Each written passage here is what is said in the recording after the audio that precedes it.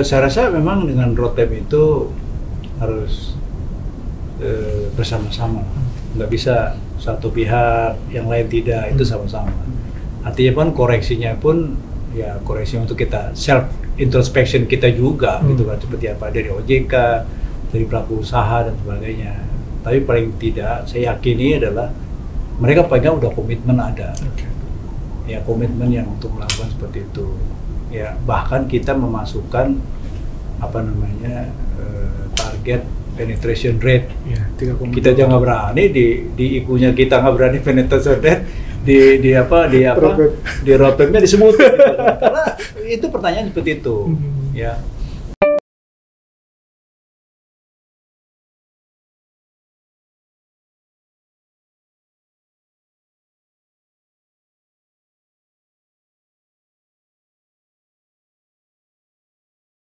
Jadi, kalau perjalanan karir Bapak lebih banyak di bank ya Pak, di banking ya Pak? Betul, di bank. Iya. Belum dari IPB. Apa dulu punya cita-cita jadi bankir gitu Pak? Karena IPB kan singkatan Institut Perbankan Indonesia. Gimana Pak? Iya, saya mengambil bidang studi itu di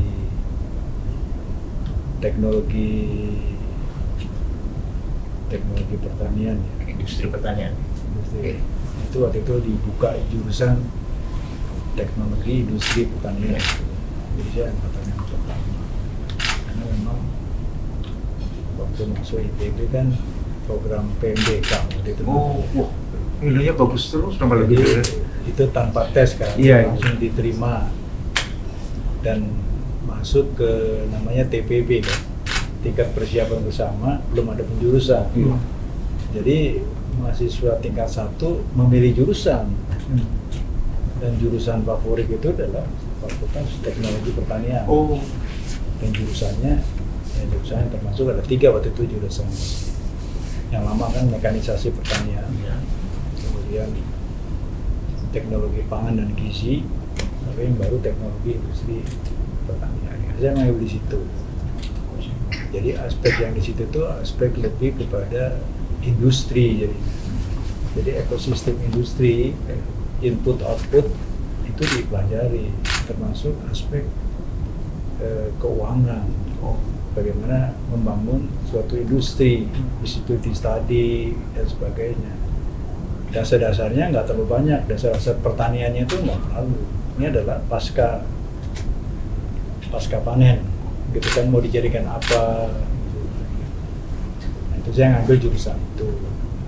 Jadi salah satu deskripsi saya pun itu mengenai FS ya, feasibility study, pendirian pabrik bahan pengempuk daging dari enzim papain. Gitu.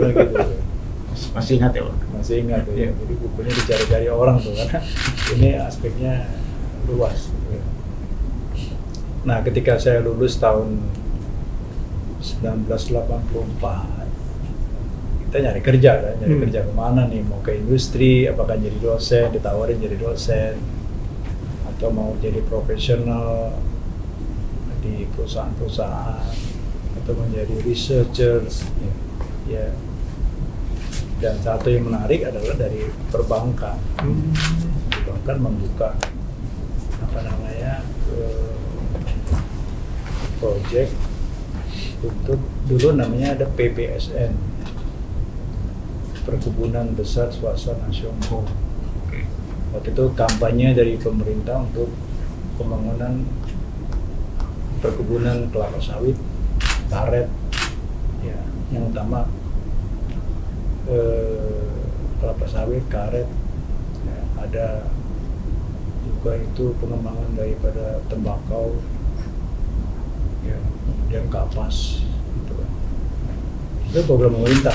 Waktu itu masih ada Bank Indonesia punya program bantuan likuiditas, KNBI ya, likuiditas Bank Indonesia dengan suku bunga yang murah. Nah, di situ membutuhkan tenaga yang di bidang ahlinya di bidang sektor terkait pertanian, perkebunan. Jadi saya masuk di situ karena tertarik itu.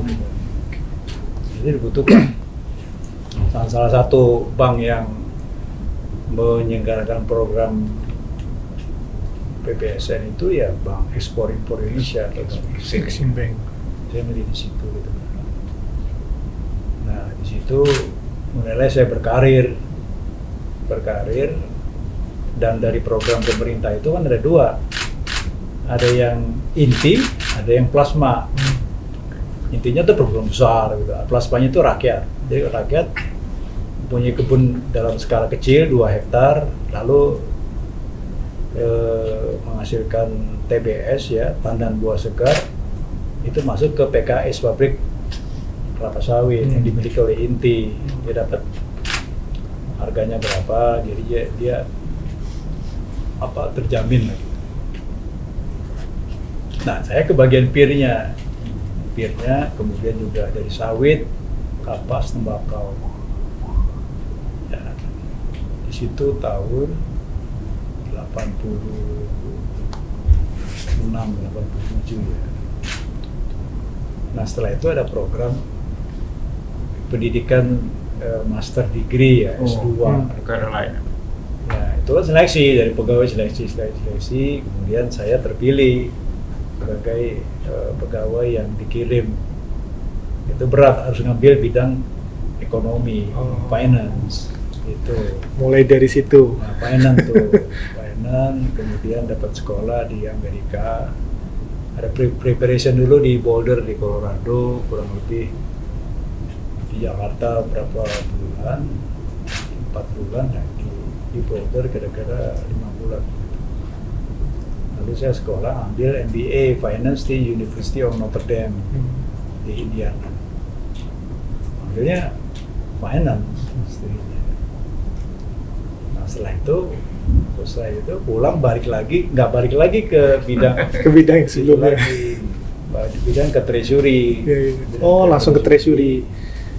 Treasury-nya khusus di asset liability management, namanya tuh ALM atau ALMA gitu. Itu udah ngelihatnya udah makro perusahaan. Perusahaan kan kalau bank itu menghimpun dana masyarakat, ya kan, dalam bentuk tabungan, deposito, ya, kemudian dihitung cost-nya berapa, lalu ditempatkan di lending, di bank, di kredit dan sebagainya. Itu ada marginnya berapa, ada risikonya berapa, itu hitungan saya tuh semua itu pakai sistem. Itu jadi saya kembali tahun 94 ditaruh ya di bidang asset liability management, membangun. Tadinya nggak ada, sistemnya baru bikin itu. Dari Bapak berarti? 94 belum merger ya? Oh belum, jauh. Merger kan itu kan tahun 99. Di 94 itu masih ekonomi Indonesia masih bagus, masih stabil. Dan Bank Exim salah satu bank yang cukup bagus lah, konservatif, kecil tapi punya kontribusi bagus. Yang SDM-nya bagus. SDM-nya itu terkenal punya integritas dan dipakai di mana-mana gitu. Begitu masuk ke situ, bidang situ, ya sudah mutasinya ke bidang lainnya. Jadi setelah di situ di asset liability management sampai ke level kepala departemen lah gitu, departemen head. Lalu dipindahkan ke bagian penelitian dan pengembangan, perencanaan dan pengembangan. Jadi yang bikin rencana kerja perusahaan, bagian itu tuh saya itu. Nah waktu itu di bank-bank pemerintah ya, di Bank Exim termasuk Exim itu langka mengangkat orang muda itu dari posisi. Kalau dulu kan paling tinggi itu namanya kepala biro. Jadi saya sebagai kepala biro yang muda itu umur 37 tahun gitu. Udah kepala biro perencanaan dan pengembangan. Walaupun cuma sebentar karena habis itu krisis. Habis itu krisis kan. Nah krisis setelah itu ada rekap penggabungan, saya masuk di tim manajernya itu. Jadi menghitung berapa sih kebutuhan nilai rekapnya Bank Mandiri. saya di situ. Lalu apa namanya, pemerintah memberikan rekap kurang lebih finalnya itu 173 triliun. Nah waktu itu kan ada monitoring dari IMF kan, bank itu ini kan ada fungsi compliant, kepatuhan yang harus ada. Itu ada direktur kepatuhan. Itu baru ya Pak? Baru Tahun 90 ya 97 98. baru setelah nggak ada ya kan? Setelah IMF itu itu ada PPI-nya yang mewajibkan itu. Jadi direkturnya ada, dan ada di bawahnya ada unit namanya apa namanya, compliant, kepatuhan, yang fungsi kepatuhan. Dan saya menjadi group head, atau kalau itu namanya group head compliant yang pertama di Bank Mandiri. Mei 2008 saya diangkat jadi direktur Bank Mandiri. Pak Budi Sadikin? Belum, masih Pak Agus Marto. Jadi 2008 ya relatively 47 tahun gitu ya, jadi direktur gitu kan. Direkturnya suruh nangani membawai compliance dan sekaligus SDM. PS itu LDM tuh kacau juga itu kan. Gitu. Ya, sampai 2014 pegang risk management, lalu ke operation IT dan operation terakhir sampai dengan 2018. Bulan Maret 2018 saya berakhir, ya. Kemudian udah selesai, saya merasa udah selesai, udah pengabdian sudah cukup lama. Lalu teman-teman kan saya pengurus di ini kan, di Ikatan Bankir Indonesia, saya ketua bidang keanggotaan dan juga operasionalnya lah. Dorong masuk ikut OJK. Masuk sih. Gitu. OJK itu kan November, itu kan OJK tuh pembukaan ini Januari gitu. Nggak beda jauh. Saya mikir-mikir juga nih, masuk OJK gitu. Pilihannya waktu itu kan bank Pak ya? Ya, dulu kan kalau milih harus milih. Bapak milihnya bank? Bank. Nah, lalu ketika ternyata penugasannya di asuransi, Ya, itu tanda tangan kan. Kalau nanti itu dipilih yang mana ya bersedia. Gitu. Jadi ya dapat penugasan di IKEB waktu itu, ya udah ambil aja. Ya itu ceritanya banyak lah, itu apa namanya, negosiasi itunya apanya itu, ya udah akhirnya ditawarkan ke IKEB, mau nggak gitu ya udah. Iya, ini Pak, tadi kan Bapak ceritanya sampai dengan terpilih menjadi IKEB. Nah, background Bapak itu kan di bank, terus kemudian sempat di pertambangan, dan artinya memang belum pernah ada karir di insuran gitu Pak ya. Memang Bapak punya pengalaman menghandle ALM tadi gitu kan, yang risk management dan lain sebagainya. Nah, waktu itu Bapak saat menerima penugasan itu dan Bapak menyanggupi melihat industri asuransi, waktu itu Bapak seperti apa melihatnya? Dan kemudian kan dalam perjalanan Bapak menginisiasi adanya roadmap. Nah ini sampai kemudian muncul inisiasi roadmap, itu bagaimana perjalanannya Pak? Jadi waktu di Bank Mandiri sebagai direktur compliant, risk management dan juga SDM, itu pengambilan keputusan itu harus melibatkan saya pasti, termasuk juga mengenai pertama yang langsung aja dana pensiun. Saya adalah wakil pendiri, jadi Bank Mandiri dan juga legacy yang bergabung itu punya masing-masing punya dana pensiun. Ada 4. Lalu Mandiri pun bikin dana pensiun yang iuran pasti. Lalu ada DPLK. Jadi ada 6 waktu itu. Nah, wakil pendiri adalah saya. Jadi saya kalau dana pensiun saya paham betul lah itu, karena saya pendiri, saya panggilin masalah apa, jadi tahu lah kalau dana pensiun. Nah, kalau asuransi, karena saya direktur compliance dan direktur risk management, itu ada board.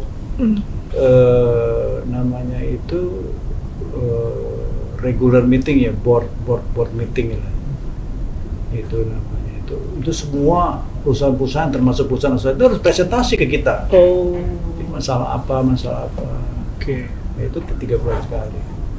Dan jadi saya ngerti lah masalah bisnis asuransi, dana pensiun dan sebagainya.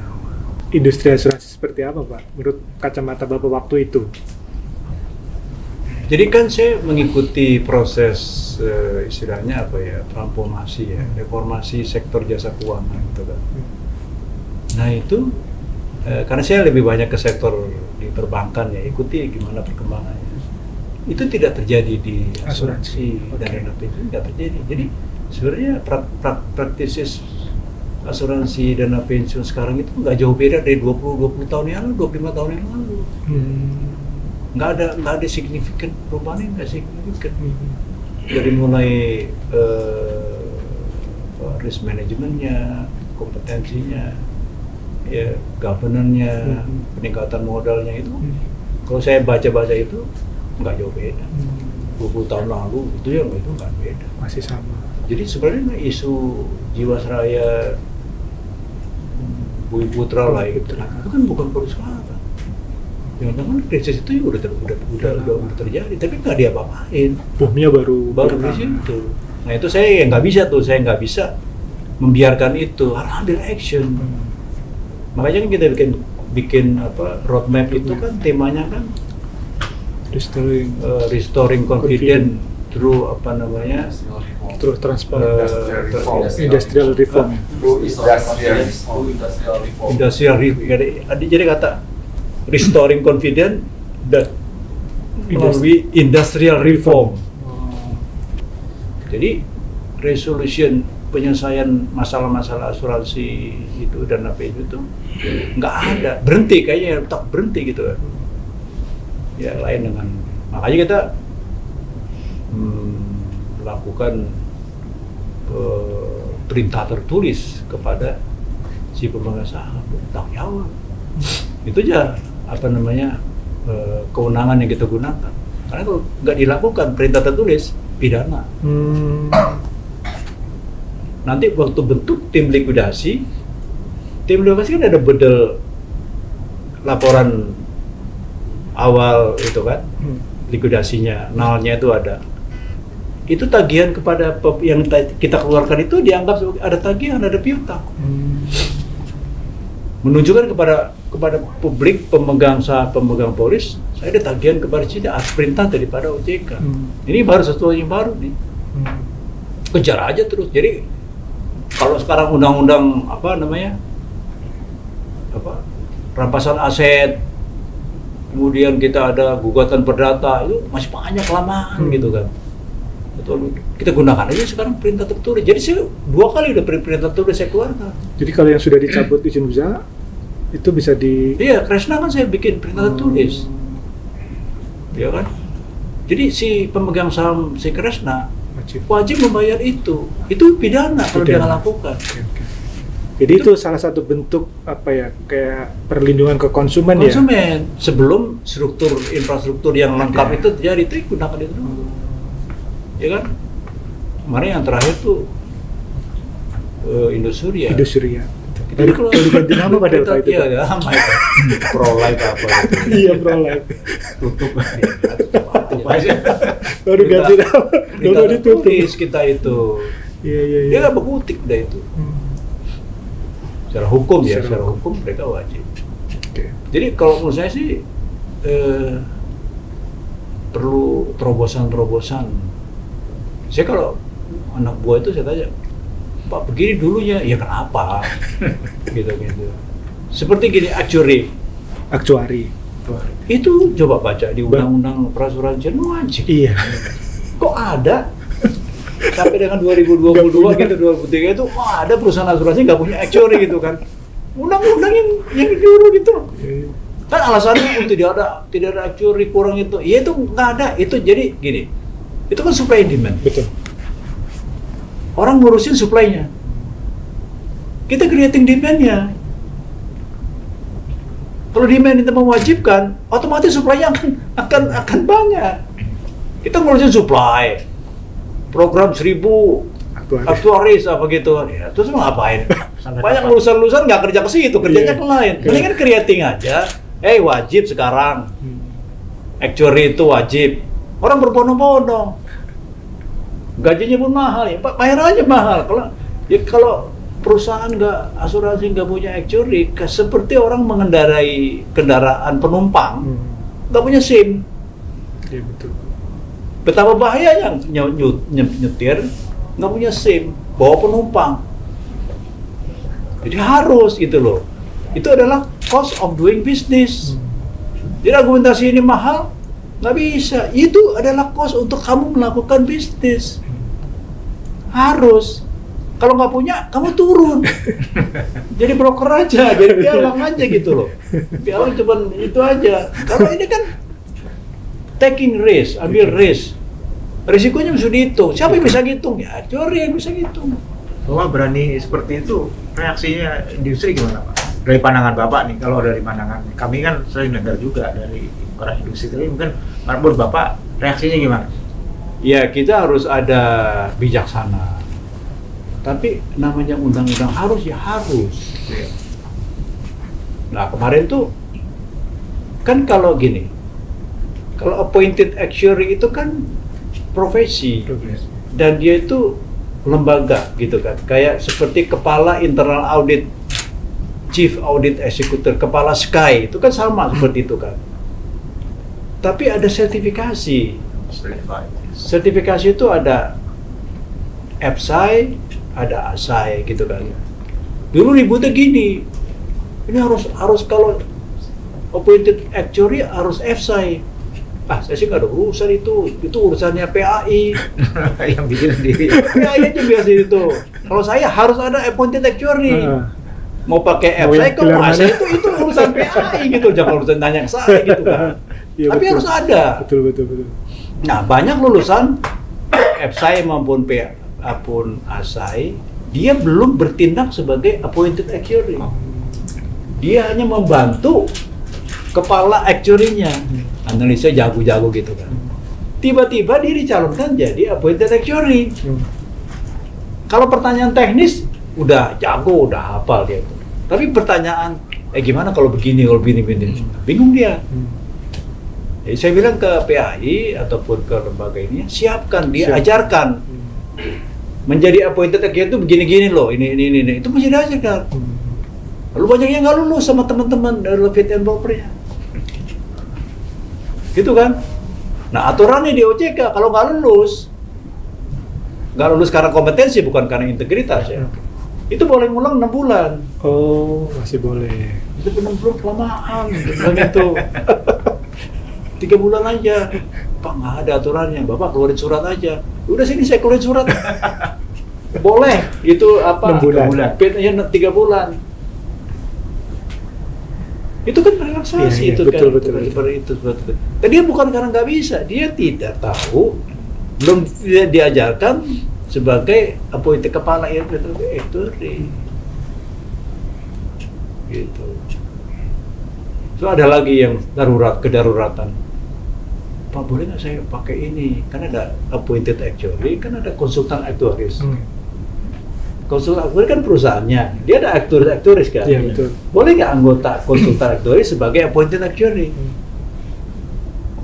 Boleh nggak? Tidak Pak, nggak boleh. Hah? Kenapa nggak boleh? Boleh Pak. Kan beda. Dia aktuaris juga. Iya aktuaris, tapi kan dia bekerja untuk kantor konsultan. Supaya boleh gimana? Ya dibikin aturan. Iya, supaya ada nggak konflik gitu. Nggak konflik berarti. Keluar dari. Iya. Keluar gitu kan. Cuti. Di hire kali Pak. Sekarang gini, internal audit boleh di-outsource ya? Boleh ya? Boleh ya Pak? Boleh. Jadi banyak perusahaan-perusahaan yang nggak bentuk internal audit tapi dikasih KAP. Oh. KAP. Sama aja prinsipnya iya, gitu kan. Kalau itu boleh berarti bisa Pak. Jadi supaya nggak konflik, boleh anggota dari konsultan aktuaris menjadi appointed actuary sepanjang dia tidak memeriksa ini gitu loh. Oh, oke, paham. Kemudian juga loadnya jangan kamu 10 ada begitu, cuman 1, cuma 2 gitu udah itu. Yang gaji ya separuh, yang gaji dia nggak boleh ada hubungan konflik of interest. Gitu kan? Berarti gini Pak ya, artinya OJK ini kan memang banyak periode Bapak nih, bisa dibilang banyak mengeluarkan aturan-aturan baru, mungkin dalam kerangka roadmap tadi. Nah, dari sisi industri kan melihatnya aturan ini kok jadi ketat, jadi seperti ini. Tapi di sisi lain sebenarnya kan ada relaksasinya juga Pak ya, ketika ada aturan tersebut ya. Kayak tadi appointed actuary kan ternyata, ambil dari konsultan dulu boleh, tapi dengan catatan gitu. Iya. Kita kasih kasih pilihannya. Contohnya peningkatan modal. Iya betul. Peningkatan modal, kalau itu perusahaan asuransi kecil, walaupun kita udah pakai tahapan stage ya, di 2026, 2000 itu kan. Kalau dia itu nggak bisa, dia harus cari investor kan. Kalau nggak bisa juga, nggak ada yang mau apa itu, ya itu jadi kupa itu. Jadi ada opsinya. Tetap ada opsinya, ada opsi ya. Terserah ini pilihannya apa. Tapi ini loh, roadmapnya ke sini, arah ke sini, arah ke sini, arah ke sini. Tapi objektifnya kenapa kita lakukan itu? Supaya ini industrinya lebih kompetitif. Ekonomi itu growing. Indonesia 277 juta. Kalau konsep dari semakin orang negara semakin kaya, jumlah pendapatan per kapita semakin tinggi, kebutuhan terhadap proteksi, terhadap keselamatan jiwa, kesehatan, keamanan dan sebagainya makin tinggi. Lalu siapa yang memberikan produk itu? Itu di mana-mana di dunia kok ini begitu kok. Dia diproteksi. Nah, kita itu masih rendah. Kalau indikatornya ada penetration rate, ada density. Penetration itu berapa jumlah premi yang diterima dibandingkan dengan GDP kita? Rendah, cuma berapa? 2-3%. Artinya itu masih ada room, pasti akan ada. Asal strukturnya sehat dan memberikan benefit kepada si pemegang polis. Jangan sampai dia bayar nggak ke polis. Itu yang kita dorong. Mudah membeli premi, mudah mengklaim juga. Harus balance. Kalau enggak orang ya ini cuma nyumbang itu aja. Ya. Kalau ini Pak, asuransi kredit dulu kan senang Pak, perusahaan asuransi menerima asuransi kredit sebelum tahun 2020 Pak, senang sekali. Setelah COVID kemudian akibatnya baru terasa sekarang. Bapak atau menyatakan bahwa pihak bank juga harus bertanggung jawab dengan risiko ini, kerugian ini. Artinya jangan asuransi yang dibuang ke asuransi yang jelek-jelek semua kreditnya. Dan sementara bank lepas tangan gitu. Soalnya ya buat kamu aja gitu. Tapi ini kan kemarin katanya harus seimbang. Laporan itu sudah ada peraturannya dengan pihak bank. Artinya OJK-nya sudah disetujui di rapat Dewan Komisioner. Sekarang sedang diharmonisasi di Kementerian Hukum dan HAM. Jadi nanti sudah perubahan. Kita sih berharap sih tahun ini harusnya keluar. Ini lagi numpuk di Kementerian Hukum dan HAM karena banyak sekali regulasi. Jadi tapi ya prinsipnya ada prinsip yang mungkin perlu saya sampaikan. Gimana Pak? Yang pertama harus ada risk-sharing. Sekarang risiko itu di perusahaan asuransi. Harusnya itu tidak semua. Jadi sekarang tuh 25% ya Pak, 2575. Jadi 25% itu diabsorb oleh asuransi perusahaan dari bank, 75 itu oleh asuransi. Yang kedua, jangka waktu pertanggungan tidak mesti sama dengan tenornya kredit. Kita cuma boleh 5 tahun maksimal. Jadi kalau ada kredit 10 tahun, ya dia ditutup cuma 5 tahun. Nanti dia mau terusin silakan, ada negosiasi lagi preminya berapa atau renewal itu ya gitu. Kemudian yang ketiga itu terjadi inefisiensi sehingga pertempuran terjadi kan dalam pricingnya itu ya. Karena itu ada peran daripada pialang dan sebagainya. Kita nggak bisa menghambat pialang. Yang kita bisa itu kan batasnya namanya acquisition cost. Acquisition cost itu kira-kira berapa persen dari premi itu yang digunakan untuk biaya akuisisi, biaya untuk broker, biaya untuk macam-macam administrasi dan sebagainya. Dulu 20% dari premi. Sekarang kita batasi 10%. bikin aturan itu 10%, udah 10%. Kemudian apa lagi Pak Junior itu? Sharing data ke data. Data apa? Nasabah bank ya? Nasabah bank itu kita kan perusahaan nggak lihat apa-apa, kita bisa langsung minta akses, ya kan? Lalu yang diklaim harus yang macet, yang call 5. Bukan cuma semuanya yang jelek-jelek. Call 3 baru call 3 udah diklaim gitu kan. Bisa call 5. Ya. Gitu. Kemudian asuransi umum tidak boleh mengcover asuransi jiwa. Oh iya. Dalam asuransi kredit ini ya. Iya kan namanya ada AJK, ada apa itu. Ya asuransi umum. Kalau ada yang default macet, ya bayar. Mau akibat meninggalnya situ boleh aja. Kalau sekarang itu ketika itu meninggal di asuransi jiwa langsung dibayar sama asuransi umum. Sama asuransi umum. Karena dia itu dia mengcover jiwanya juga. Padahal jiwa itu expertise-nya dari asuransi jiwa. Jadi nggak boleh. Sekarang dilarang. Sekarang udah jelas. Tapi kalau meninggal dan menyebabkan kreditnya macet, iya. Tapi kan nggak langsung meninggal langsung macet. Kan bisa aja diteruskan oleh keluarganya atau apanya dan sebagainya, itu biasa gitu. Nah, jiwa itu lebih kepada misalnya yang dia nggak punya kolateral, mau apa itu jiwa, ya udah jiwa. Pak, ini mungkin banyak juga menjadi pertanyaan di industri. Jadi kan background Pak Ogi dilihat lebih banyak dari perbankan Pak ya, sebagai bankir. Terus kemudian ketika baru menjabat banyak, bukan banyak sih, beberapa regulasi kok kayak mirip-mirip di perbankan gitu Pak. Terus ada mungkin ada asumsi atau ada, ini jangan-jangan industri asuransi mau dibikin modelnya kayak bank. Ini gimana Bapak menjawabnya Pak? Ada pelaku yang mengatakan begitu Pak. Itu udah terjadi sebelum saya masuk.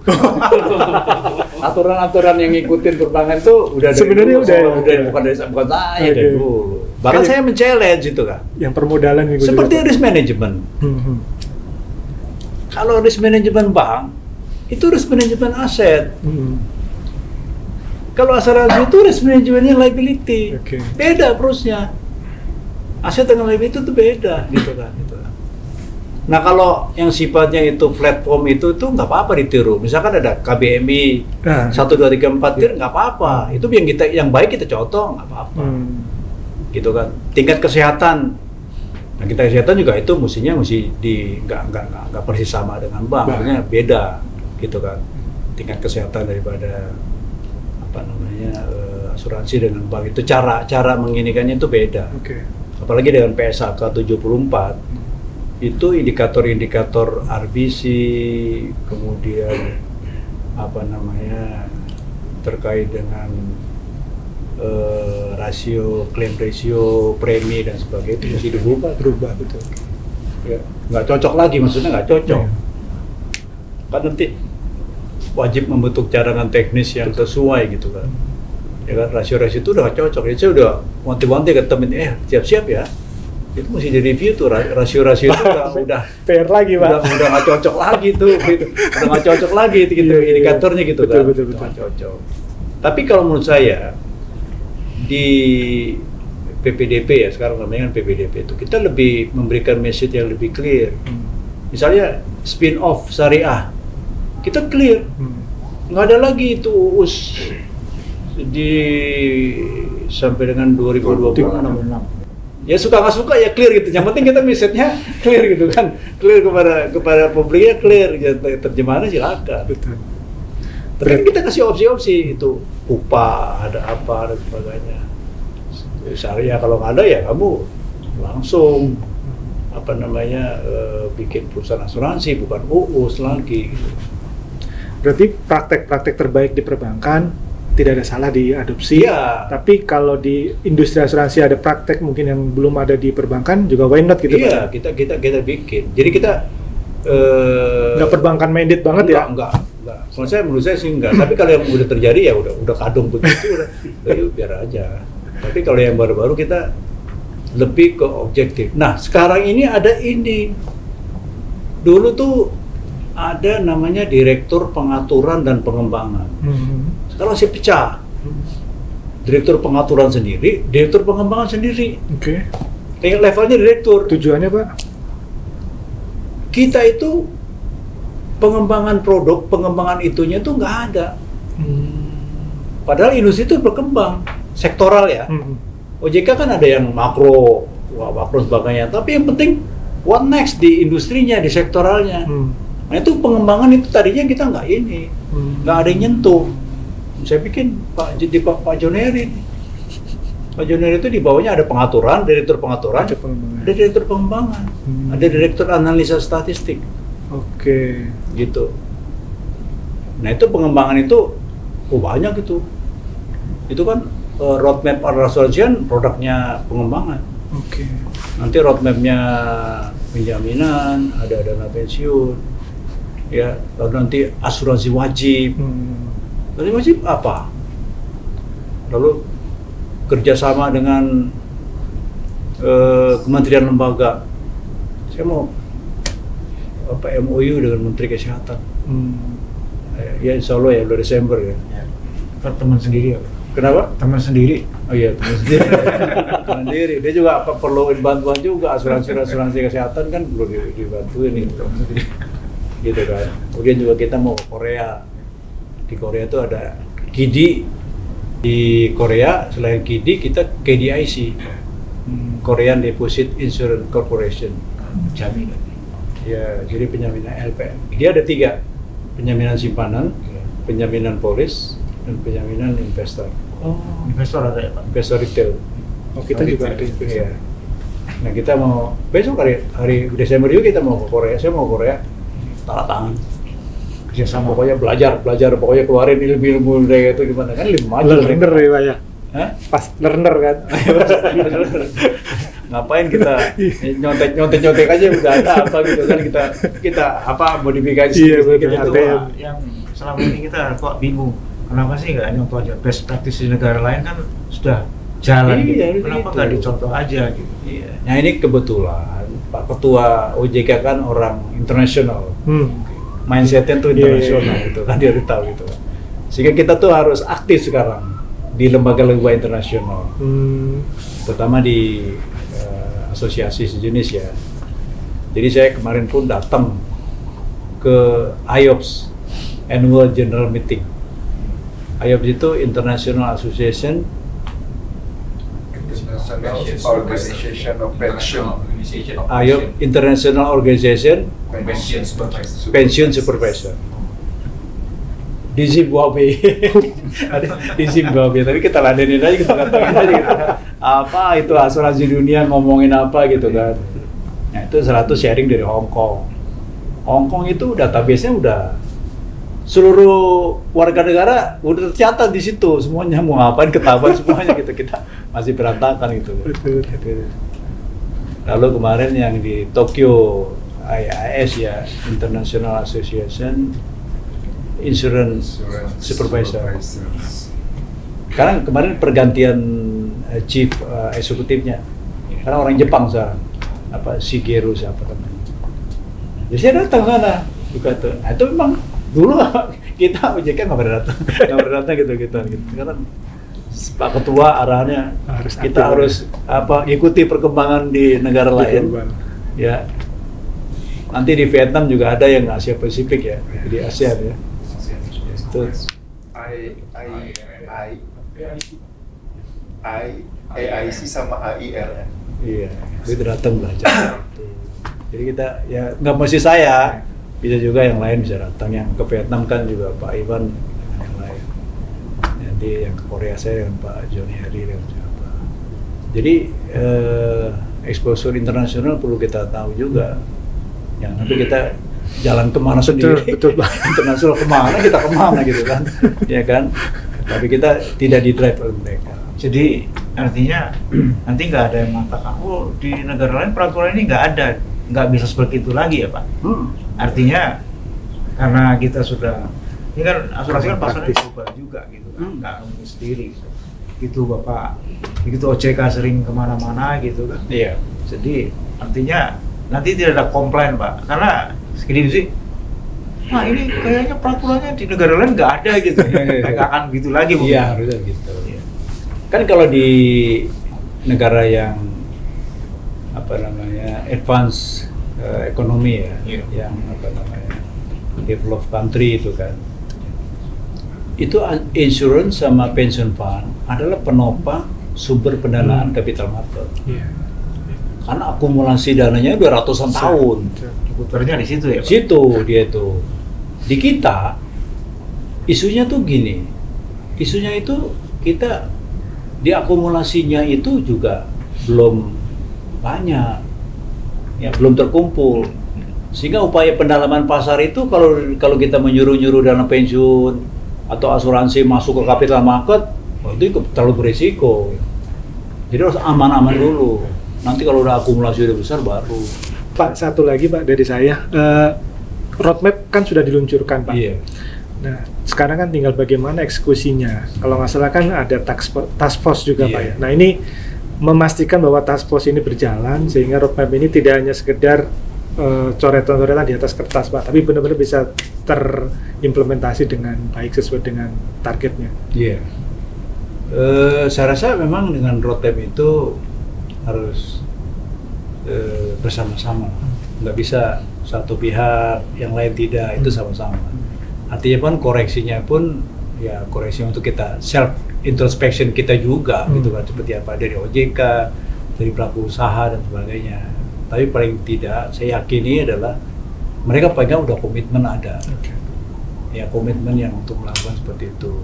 Ya bahkan kita memasukkan apa namanya target penetration rate. Ya, 3,2. Kita jangan berani di ikunya kita nggak berani penetration rate di roadmapnya disebut gitu. Karena itu pertanyaan seperti itu ya. Inisiatif mengenai asuransi wajib nanti kan P2SK ada asuransi wajib, kita kan dorong ya asuransi wajib itu kan third party liability. Jadi saya berharap itu akan pendalaman pasar akan lebih cepat. Ya. Inisiatif dari industri pelaku usaha pun juga mengajukan produk-produk yang nggak kepikirkan lah. Ada asuransi mau beli tanah, itu sertifikatnya diasuransikan keaslian daripada itunya. Keaslian. Oh iya, karena sering terjadi sengketa ya. Double itu kan. Ada orang mau beli tanah nih. Ini asli bener nih gimana? Karena biasanya ngecek, masa saya mau ngecek, udah diasuransikan, beli asuransi, ini asli ya. Bayar premi sekian. Kalaupun palsu masih dapat duit. Dapat yang itunya perusahaan itu. Ya. Oh, luar biasa. Itu kan dari itu. Ya, asuransi kendaraan bermotor. Betul. Kan bermotor belum diasuransikan. Iya. Masih dari beli baru aja otomatis. Kalau minjam, belinya pinjaman baru asuransi sendiri. Enggak. Bapak mau diasuransikan apa enggak? Itu nanti diwajibkan gitu kan. Asuransi big event, keramaian, pertandingan ini, konser ini, maksudnya tiketnya ada asuransi. Itu mulai kapan Pak? PP-nya nih, kalau wajib itu ternyata harus PP. Targetnya? Tahun 2024 ya. 2024. Kita semester 1 lah targetnya. Tapi draft segala macamnya udah diskusi gitu. Nah kita pengen supaya PP-nya itu jangan terlalu kaku, jangan terlalu mengatur yang detail. Oh oke, nanti detailnya POJK. Jadi itu di POJK. Siap. Biar lebih cepat prosesnya. Iya, gitu. Nah itu asuransi wajib, harapannya itu penetration rate lah itunya. Lalu perlindungan konsumen juga sudah mendapat perhatian. Karena kan kita ngerubah apa namanya tadi kan restoring confidence through industrial reform. Kemudian tagline untuk mari berasuransi kita udah dipahami, Udah milik ya. ya asuransi. pahami dan miliki Miliki asuransi. Itu kan dari teman-teman industri yang masuk itu silakan. Ya. Itu kira-kira garis besar yang kita mau lakukan. Ya, saya sih optimis saja itu akan lebih bagus lah asuransi kita. Di 2027 Pak ya. Iya itu. 2027. Iya tugas saya kan sampai 2027 aja gitu. Tugas apa aja nanti habis itu. Ini melewati pemilu kan. Ganti presiden. Jadi nggak Pak? Izin Pak, jadi sampai akhir tahun ada berapa POJK yang kemungkinan akan bisa keluar? 9 kan targetnya kan. Ya, itu bisa keluar semua 9. Kita 5 udah keluar. 3 itu sudah RDK. Sudah. Karena di rule making rule itu dari keputusan rapat Dewan Komisioner masih ada lagi. Nah ini nggak bisa kita kontrol. Yang Tapi di- kalau tiga itu apa aja ya? Askret, POJK 67, 67 itu mengenai permodalan itu salah satu ya. permodalan, Ya. Askret, sama Pialang, enggak, pialang, Dampet. pialang. Piala kan baru Iya baru kemarin. Tapi udah di RDK kan? Udah. Iya. Itu yang di proses harmonisasi itu berarti. Iya ya harmonisasi. Jadi kalau ya dari 9 kalau kita optimis gitu ya Iya. 8. Kalau optimis ya itu 8 ya. Kalau pesimis mungkin 6 atau 7 gitu. Karena tergantung ini. Kalau yang satu lagi apa Pak yang belum Produk yang belum RDK? itu belum RDK. RDK besok belum masuk. Itu antriannya banyak banget.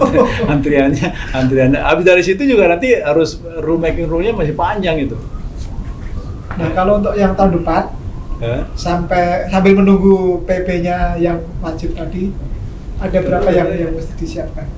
Total ada 13 berapa ya? 13 Pak. 13. Banyak kita bisa lomba.